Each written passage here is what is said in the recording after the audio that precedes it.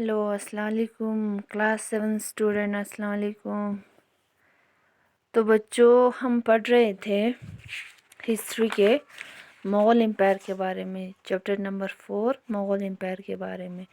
तो मुग़ल एम्पायर जो है हम थोड़ा हाईलाइट करेंगे। यहाँ पे मुग़ल एम्पायर को बुनियाद डाला था किसने? बाबर ने। बाबर के बाद जो है कौन आया था? हुमायूं, उसका लड़का हुमायूं। लेकिन यहाँ पे क्या हुआ था, यहाँ पे एक बैटल हुआ था, एक जंग हुआ था, बैटल ऑफ कन्नौज बोल के एक जंग हुआ था, जिसमें शेर खान ने किसको हराया?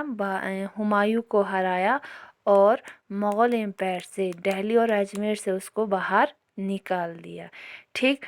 तो यहाँ पे जो अफ़गान रूलर्स थे, शेर खान इसने और एक डायनेस्टी को यहाँ पे बुनियाद डाला जिसका नाम है सुर डायनेस्टी को उसने बुनियाद डाला था।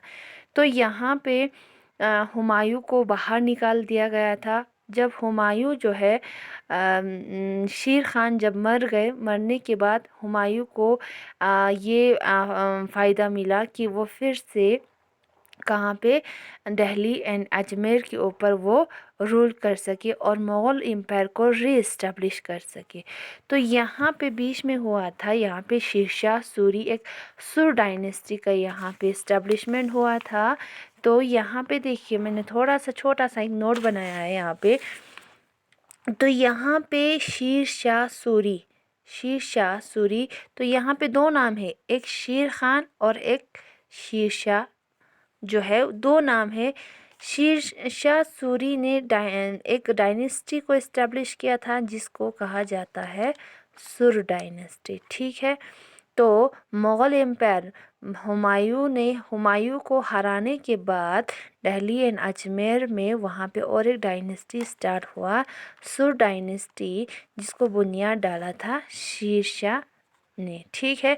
तो एक्चुअली शेर खान जो है वो अफ़गान रूलर थे। ठीक है। शेर खान जो है वो सेकंड रूलर थे, अफ़गान रूलर, जो कि इंडिया के ऊपर उसने रूल किया था। शेर खान, उसको एक टाइटल मिला था, लक़ब मिला था शेरशाह बोल के। ठीक है। दोनों एक है, शेर खान और शेरशाह। शेर खान अफ़गान रूलर से जिसको टाइटल मिला था शेरशाह, लेकिन एक्चुअली शेरशाह जो है वो एक ज़मींदार का एक लड़का था, समारम, जो कि बिहार में है। एक छोटे से लैंड होल्डर का क्या था? वो एक लड़का था। इसका एक्चुअली नाम क्या है? फरीद खान।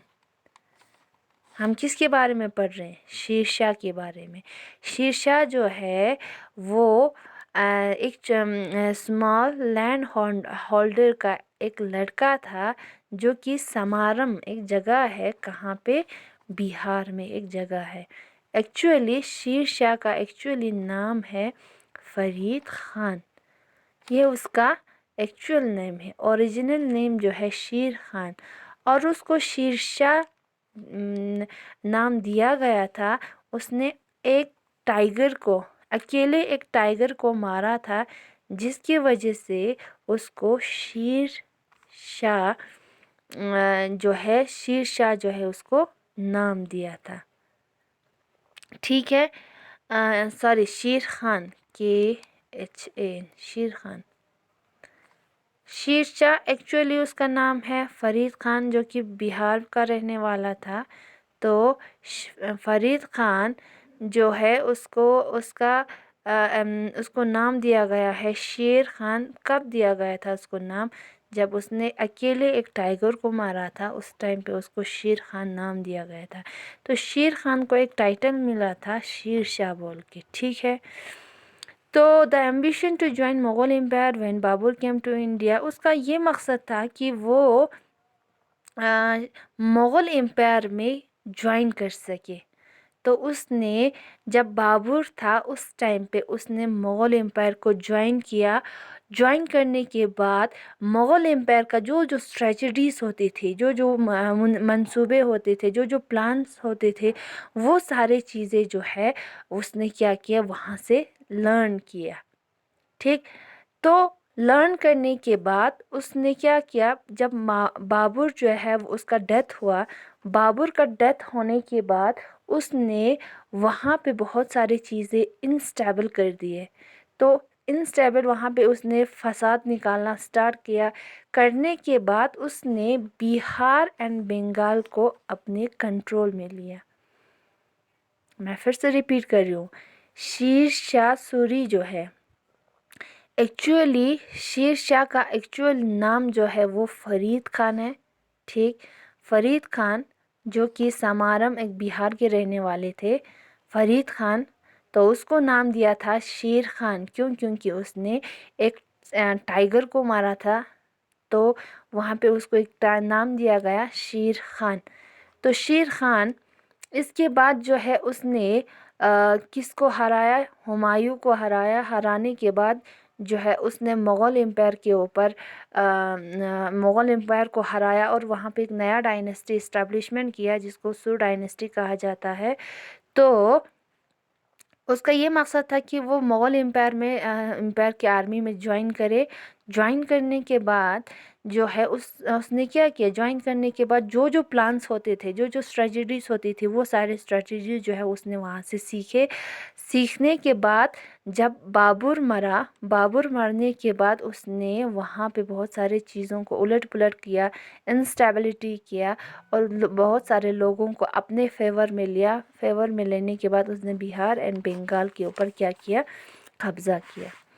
तो यहाँ पे एक बैटल हुआ था, बैटल ऑफ कनुच बोल के बैटल हुआ था। किसके बीच में, शेर खान एंड हुमायूं के बीच में, जिसमें शेर खान ने हुमायूं को हराया। तो ये ऐसा अफ़गान रूलर्स थे, ये सेकंड अफ़गान रूलर्स थे किसमें, इंडिया में। ठीक है। He died in explosion and buried and the समारम। तो यहाँ पे जो शेर खान जो है वो एक्सीडेंटली एक एक्सप्लोजन, एक धमाके में उसका डेथ हुआ था। डेथ होने के बाद जो है उसको एक जहाँ से वो रहने वाले थे समारम में जो है उसको वहाँ पे दफना दिया। तो ये जो शेर शाह जो है वो बहुत सारे चीज़ों में जाना जाता था। He is known had the build of the network as the road सदारक अज़म। तो यहाँ पे उसको बहुत सारे चीज़ों से जो है जाना जाता था। बहुत सारे चीज़ें, बहुत सारे अचीवमेंट उसने किए, बहुत सारे वहाँ पे चीज़ों को उसने बनाया था।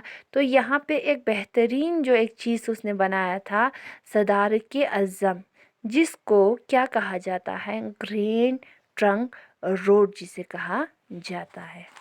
तो और भी बहुत सारे उसने अचीवमेंट्स किए, बहुत सारे चीज़ों को उसने वहाँ पे इस्टेब्लिश किया। तो यहाँ पे उसने एक नए कॉइन्स को इस्टेब्लिश किया, कॉइन्स को उसने इस्टेब्लिश किया। तो गोल्ड कॉइन उसको मोहर कहा जाता है, गोल्ड कॉइन्स को उसको मोहर कहा जाता है। सिल्वर कॉइन्स को क्या कहा जाता है, सिल्वर कॉइन्स आर द रुपया, जिसे रुपया कहा जाता है। सिल्वर कॉइन्स को जो है क्या कहा जाता है, रुपया कहा जाता है। तो यहाँ पे जो और एक है सिल्वर कॉइन को, सॉरी, यहाँ पे रुपया कहा जाता है, सिल्वर कॉइन को रुपया कहा जाता है। और एक यहाँ पे है कॉपर कॉइन, कॉपर कॉइन्स को कहा जाता है, कॉपर कॉइन्स को कहा जाता है डैम।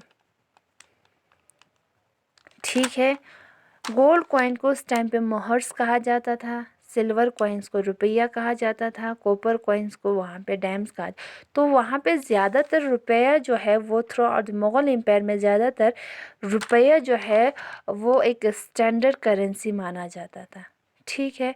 और भी बहुत सारे अचीवमेंट्स किए। तो यहाँ पे एक ग्रेटेस्ट अचीवमेंट उसका ये था कि वहाँ पे जो उसका revenue system, greatest शीर्षा was the his revenue system. Revenue system जो, रेवेन्यू मीन्स प्रॉफिट, उसका जो वहाँ से चीज़ें जो है प्रॉफिट जो होती है वो सिस्टम जो है वो बेहतरीन था।